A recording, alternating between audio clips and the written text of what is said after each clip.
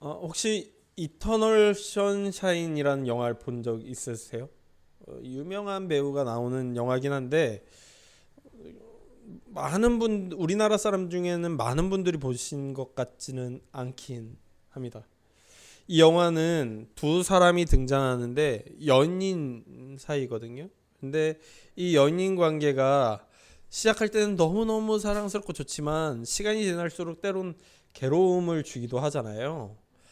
이 영화의 주인공은 그 고통이 너무 커서 그 괴로운 기억을 머릿속에서 완전히 지워버리기를 결정하고, 이 영화 컨셉상 기억을 지우는 과학 기술이 개발된 거예요. 그래서 그 과학 기술을 빌려서 기억을 지워버리기로 결정하죠. 영화 속에서 기억이 하나씩 사라질 때마다 주인공은 비로소 평안해지는 것 같은 느낌을 경험하게 됩니다. 하지만 기억이 지워져 가는 그 순간들 가운데 어느 순간 그는 비명을 지르며 제발 이 기억만은 지우지 말아달라고 요청하는 순간이 찾아오죠. 왜냐하면 이 기억이라는 게 자기가 선택적으로 원하는 기억만 지워지는 게 아니라 통째로 지워지는 거예요. 그래서 슬프고 괴롭고 아픈 기억만이 지워지는 게 아니라 행복하고 즐겁고 함께 웃고 너무너무 사랑스러웠던 간직하고 싶은 순간도 같이 지워져 버리는 것이죠. 그 기억을 지우는 순간 이 주인공은요, 어쩌면 그의 존재에 매우 중요한 순간이 통째로 사라져 버리는 것 같은 고통을 함께 느끼게 됩니다. 때로 우리의 삶도 어떤 때는 이와 같은 때가 있는 걸 경험하게 되죠. 우리는 살면서요, 매우 많은 상처와 실패, 버거운 현실들로 인해 고통받게 되곤 하죠. 그러나 하나님께서 우리에게 큰 축복을 하나 주셨는데, 망각이란 축복을 주셔서 굉장히 많은 고통과 많은 버거움들은 잊혀지곤 해요. 근데 또 어떤 때는요, 꼭 간직하고 싶은 순간들이 또한 망각되어져 버리기도 하죠. 저는 오늘 본문 가운데요, 이 망각이라는 이 기능들로 인해 매우 소중한 것들을 잃은 사람들에 대해서 나눠보려 합니다. 먼저는 애굽 사람들인데요, 오늘 본문은 아니지만 출애굽기 1장 8절을 보면 이렇게 표현하고 있어요. 요셉을 알지 못하는 새 왕이 일어나 애굽을 다스렸다라고요. 예, 애굽 사람들은 요셉을 잃어버렸죠. 망각했어요. 요셉이 행한 일, 그 일을 통해 어떻게 구원을 받았는지 등 과거 그들의 나라를 통치하며 구원한 사람에 대한 기억을 애굽은 망각해 버렸죠. 그래도 요셉을 기억하고 있던 때는 괜찮았어요. 애굽 사람과 이스라엘 사람들은 친으로 지낼 수 있었거든요. 애굽은 이스라엘 사람들을 친구로 대했어요. 땅을 내어주고 직업도 만들어 주었죠. 창세기 47장 6절을 보면 이렇게 기록하는데요. 애굽 땅이 내 앞에 있으니 땅의 좋은 곳에 내 아버지와 내 형들을 거주하게 하되 그들이 고센 땅에 거주하고 그들 중에 능력 있는 자가 있거든 그들로 내 가축을 관리하게 하라 라면서, 이스라엘 사람들이 애굽 땅에 왔을 때 땅을 따로 떼어서 내어주고 그들 중에 일부는 바로라는 이 왕의 가축들을 따로 기를 수 있는, 칠 수 있는 직업을 만들어 주는 거죠. 그런 애굽이 요셉에 대해 망각하자 이스라엘이 꺼려지기 시작하는 거예요. 그 수많은 인구들이 위협으로 다가오기 시작했어요. 친구가 잠재적 위협이 된 거죠. 은인이 적이 되었어요. 그리고 애굽은 결국 이스라엘을 자신이 가지고 있는 힘과 권력을 사용해서 종으로 삼아 버립니다. 그들이 가지고 있는 이 힘으로, 권력으로 눌러버리는 거죠. 자유인에게 노동을 부여하고요, 그들의 자유를 빼앗아 버립니다. 때로 이런 일들은 우리 곁에 가까이에서 일어나기도 해요. 처음엔 굉장히 친밀한 관계로 시작하죠. 그저 함께 있는 것이 좋고 기쁘고 고맙고 함께 있는 것만으로도 힘이 되는 관계들이 때로는 있곤 합니다. 근데 때로 시간이 지나다 보면요, 고마움은 사라지고 그저 힘이 되던 관계가 짐이 되기도 하죠. 그리고는 서운함만 남고 불편함만 남고 두려움이 남기도 해요. 왜 우리 작년인가 재작년에 세계교회가 연합하면 어떨까라는 생각을 가지고 기도하고 같이 연합 예배도 드려봤지만 우려됐던 것 중에 하나가 뭐예요? 머리가 3개가 되면, 목사가 3명이 되면 혹시 막 이상해지진 않을까 고민하고 두려워하기도 했었잖아요.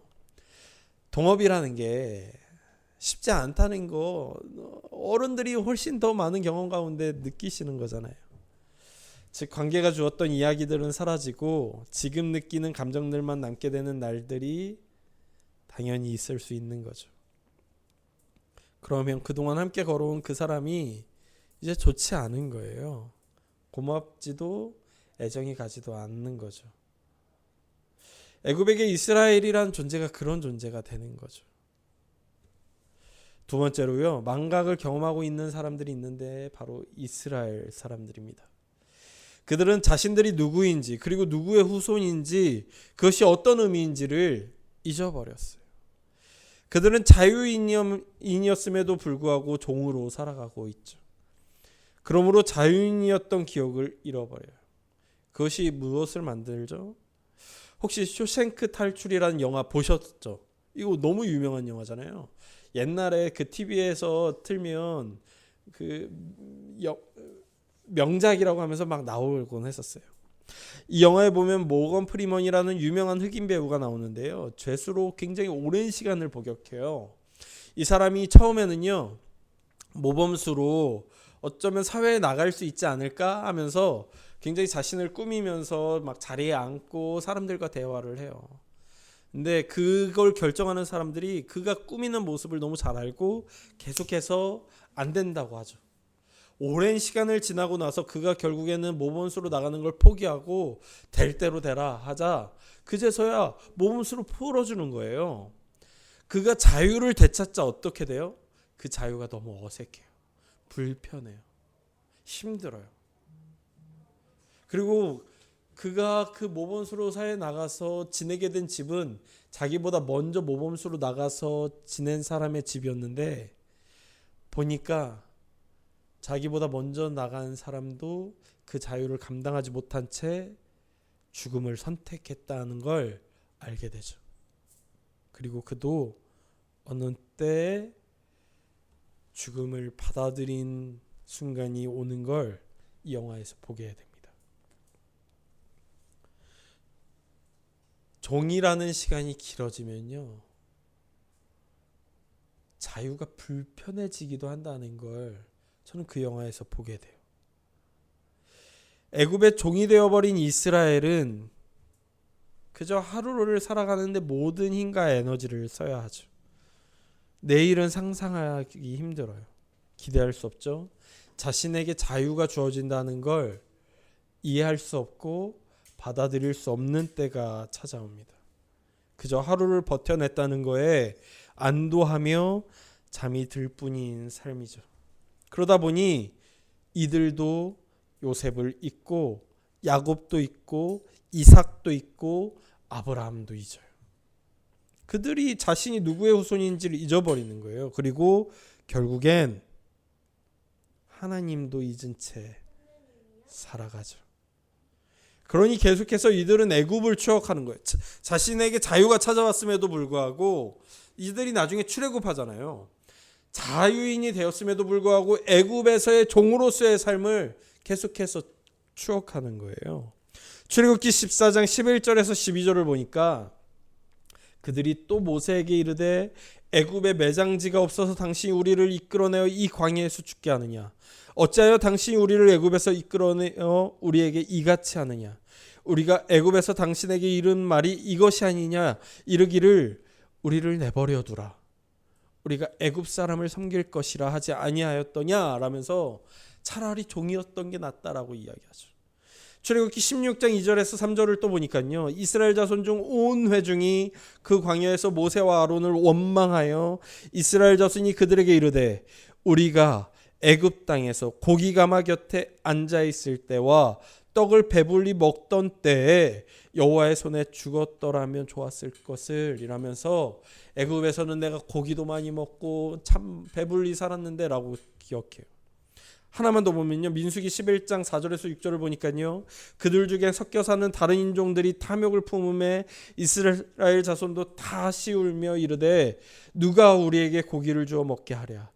우리가 애굽에 있을 때는 값없이 생선과 오이와 참외와 부추와 파와 마늘을 먹은 것이 생각난다라고 이야기해요. 여러분, 종이 먹어봐야 얼마나 먹었겠어요. 배불리 먹어봐야 고기를 얼마나 먹었겠으며, 그 향신료인 파와 오이와 참외와 부추와 마늘 같은 것들을 얼마나 넉넉히 먹었겠냐고요. 그런데 이상하죠. 종에게 베풀어지는 음식이 좋아봐야 얼마나 좋았겠나 싶은데, 그들은 추억하면서 현재의 자유로운 어려움보다는 과거의 왜곡된 풍요가 좋았다고 회상합니다. 그리고 원망하죠. 저도 가끔 사역이 힘들면요, 예전 교회가 좋았나라고 생각했던 때가 있었던 걸 생각해 보면 그때 그렇게 좋지 않고 원망 되게 많았거든요. 근데 옛날이 좋았나 생각해 보면 이 사람들 마음이 이해가 되긴 하는데, 그럼에도 불구하고 현재 누리는 자유의 어려움보다 과거의 왜곡된 풍요를 기대하고 소망하는 것, 이들을 보며 이스라엘이 지금 자신들의 조상 아브라함, 이삭, 야곱을 잊었다는 걸, 자신들이 자유인이었다는 걸 잊었다는 걸, 그리고 그런 그들을 선택하신 하나님을 잊고 살아가고 있다는 걸 생각하게 되죠. 마지막으로 기억을 잊은 한 사람이 더 있는데요, 바로 모세입니다. 모세는요, 처음엔 자신이 누구인지 분명히 알고 있었어요. 그는 놀랍게도 애굽의 왕조로 크면서도 자신이 히브리인이라는 걸 인식하고 살았죠. 그래서 자신의 동족이 괴롭힘 당할 때에 분노했어요. 그를 도우려고 애썼죠. 그를 구했어요. 그는 자신이 자신의 동족을 위해서 무언가 해야 한다고 생각하는 사람이었어요. 그러나 그것을 행할 의협심도 있었죠. 그러나 우리가 잘 알듯이 그가 그걸 실패하자 그는 도망가 버립니다. 화려했던 왕궁의 삶이 사라지고 도망자이자 양을 치는 목자의 삶이 시작돼요. 그렇게 40년이 흐르자 세월은 바람과 같아서 그의 기억들을 깎아버리죠. 자신이 누구인지, 왕궁에서 자신이 어떤 자부심을 가지셨는지, 동족을 향한 마음이 어떠했는지, 그의 뜨거운 열정이 세월 앞에 깎여 버리죠. 그런 후에 그저 이드로의 사위라는 이름과 늙어버린 육체, 나그네라는 자의식만이 그에게 남았을 뿐입니다. 그는 더 이상 자신을 히브리인으로, 동족을 구해야 하는 사람으로 기억하지 않습니다. 그 모든 기억들은 망각의 세계에 던져져 버렸을 뿐이죠. 때로 우리는 바쁜 일상생활에 지쳐 내가 누구인지를 잊고 살아가곤 해요. 제가 좋아하는 드라마인 미생이라는 드라마에 이런 장면이 나오는데요. 미생이라는 드라마의 주인공은 장그래라는 인턴 사원이에요. 근데 회사 생활을 해보신 분들은 알지만 인턴, 정규직에 비해서 차별받는 직업이죠. 그러다 보니 이 명절 선물이 나왔는데 다른 정직원들은 되게 좋은 선물 받았는데 인턴 직원이라고 스팸 박스 하나를 주는 거예요. 서럽죠. 심지어 이 장그래라는 직원이요, 이 회사에 처음 들어갔을 때 동기들이 뭐라고 오해했냐면 낙하산이라고 오해받았어요. 그러니까 자꾸 따돌림하고 계속 괴롭히는 거예요. 회사 생활에서 따돌림 당하고 괴롭힘 당하고 상사들은 자꾸만 일도 안 주고 넌 자격도 없다고 이야기하고 회사에서는 인턴이라고 차별하면서 이상한 선물 주면서 그의 자존심을 계속해서 깎아갔어요. 고된 하루를 보내고 집에 돌아왔는데 명절이라고 친척들이 모여서 어머니랑 대화하는 거예요. 장그래가 우연히 엿듣게 됐죠. 속으로 어머니 저를 위해 변명하지 마세요 라고 자기 자존심이 깎인 상태에서 되뇌이는데 그 인턴 직원을 둔 엄마가 친척들에게 너무너무 자부심을 가지고 자기 아들을 자랑하는 거예요. 그 이야기를 듣는데 그게 이 장글의 자부심이 되면서 그 집에서 그 즉시 뛰어나가서 이렇게 되뇌입니다. 잊지 말자. 난 엄마의 자부심이다. 모자르고 부족한 자식이 아니다. 장그래라는 이 사원이요, 사회생활하면서 그 풍파 가운데 자존심이 깎여 나가면서 뭘 잊고 있냐면 자신이 어머니에게 어떤 아들이란 걸 잊고 있는 걸 깨닫게 되죠. 때로 우리는요, 하나님에게 내가 어떤 존재인지를 사회생활 가운데 잊고 살아가곤 해요. 내 삶이 너무 고단해서, 내 삶이 너무 힘들어서 하나님이 날 위해 무엇까지 주셨는지를 잊게 될 때가 있곤 하죠.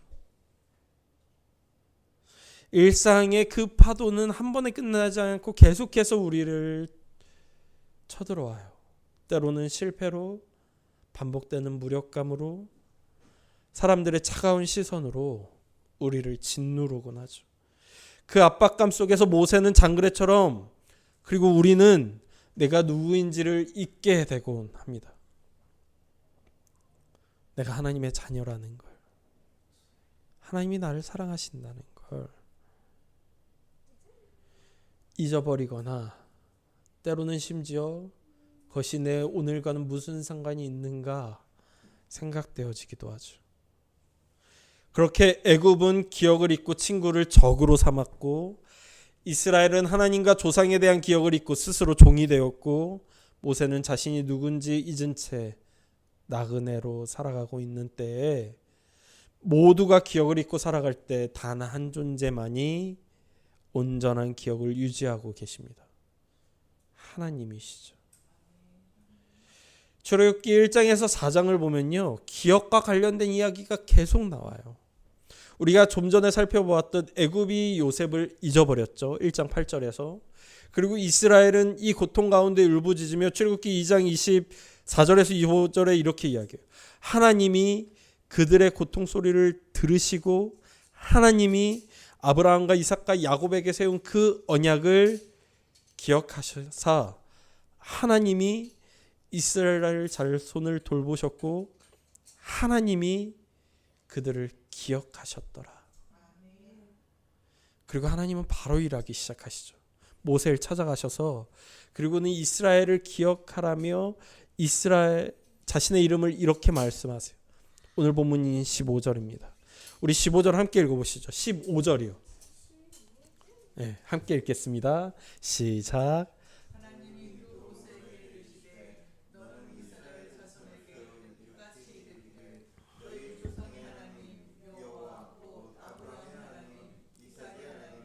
야곱의 하나님께서 나를 너희에게 보내셨다 하라. 이는 나의 영원한 이름이요 대대로 기억할 나의 칭혼이라. 아멘.